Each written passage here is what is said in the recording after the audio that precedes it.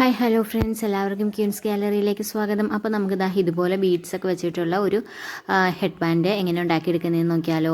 അപ്പോൾ അതിന് വേണ്ടി ഞാൻ ഇതുപോലെ കുറച്ച് ഹാഫ് ബീഡ്സ് എടുത്ത് വെച്ചിട്ടുണ്ട്. 3 സൈസായിട്ടോ ഞാൻ എടുത്ത് വെച്ചിരിക്കുന്നത്. ചെറുതും പിന്നെ വലുതും പിന്നെ കുറച്ചുകൂടി വലിപ്പമുള്ളത്, അങ്ങനെ 3 സൈസ് വലിപ്പത്തിലുള്ളതായിട്ട് ഞാൻ എടുത്ത് വെച്ചത്. പിന്നെ ഒരു നൈലോൺ ബാൻഡും പിന്നെ നമുക്കിതുപോലെ ഒരു ക്ലോത്തുമാണ് ആവശ്യം. ക്ലോത്ത് ഇതുപോലെ നമ്മൾ ആദ്യം ഒരു പീസ് ഉള്ളിലേക്ക് മടക്കി, അതിനുശേഷം ഒരു പീസ് ഇത് പുറത്തേക്ക് മടക്കി ഇതുപോലെ ഒന്ന് മടക്കിയെടുക്കുക.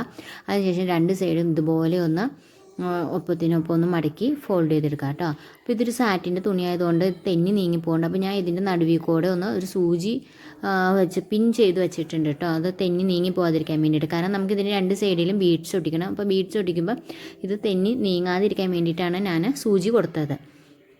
അപ്പോൾ നമുക്ക് ഇഷ്ടമുള്ള ഷേപ്പിൽ പശ, ഏത് മോഡലാണ് നമുക്ക് വരയ്ക്കേണ്ടത് ആ മോഡലിൽ നമുക്ക് ഇതുപോലെ പശയെ കൊണ്ട് ഡിസൈൻ ചെയ്ത് കൊടുക്കാം. അതിനുശേഷം നമുക്ക് ബീഡ്സ് ഇതുപോലെ ഈ ബീഡ് സ്പീക്കർ വെച്ച് ഇതുപോലെ ഓരോന്നും ഇതും ഒട്ടിച്ചു കൊടുക്കാം കേട്ടോ.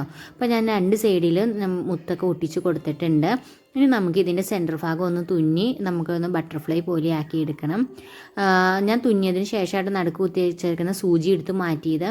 കാരണം ഇല്ലെങ്കിൽ ചിലപ്പോൾ തെന്നി പോകും. പിന്നെ ബീഡ്സ് ഉണങ്ങിയതിന് ശേഷം വേണം കേട്ടോ നമ്മൾ തുന്നാനായിട്ട്, ഇല്ലെങ്കിൽ ഈ മുത്തെല്ലാം നമ്മുടെ കയ്യക്കൂടെ ഇരിക്കും. അപ്പോൾ എനിക്കിത് അർജൻറ്റായിട്ട് രാവിലെ വന്ന് പറഞ്ഞത് ഓർഡറാണ്. അപ്പോൾ അതുകൊണ്ട് മുത്ത് ഉണങ്ങുന്നതിന് മുമ്പായിട്ട് ഞാൻ ഇത് തുന്നിയത്. അപ്പോൾ എൻ്റെ കയ്യക്കൂടെയൊക്കെ ആകെ മുത്ത് വീണ്ടും പറ്റി പിടിച്ചു കേട്ടോ.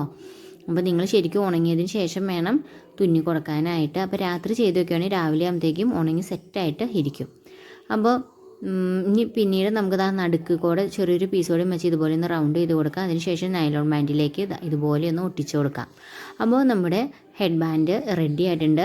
വളരെ പെട്ടെന്ന് കുഞ്ഞു കൊച്ചുങ്ങൾക്ക് വരെ ഉണ്ടാക്കാൻ പറ്റുന്ന ഈസി ആയിട്ടുള്ള ഹെഡ് ബാൻഡായിട്ടോ നമ്മളിപ്പോൾ ഉണ്ടാക്കിയത്. അപ്പോൾ വീഡിയോ ഇഷ്ടപ്പെട്ട് ലൈക്ക് ചെയ്യാനും ഷെയർ ചെയ്യാനും കമൻറ്റ് ചെയ്യാനും മറക്കരുത്. ഇതുപോലത്തെ വീഡിയോസിനായിട്ട് നമ്മുടെ ചാനൽ സബ്സ്ക്രൈബ് ചെയ്ത് സപ്പോർട്ട് ചെയ്യുക. അപ്പോൾ ഇന്നത്തെ വീഡിയോ എത്രയേ ഉള്ളൂ. അപ്പോൾ എല്ലാവർക്കും ഇഷ്ടപ്പെടുന്നു വിചാരിക്കുന്നു. താങ്ക്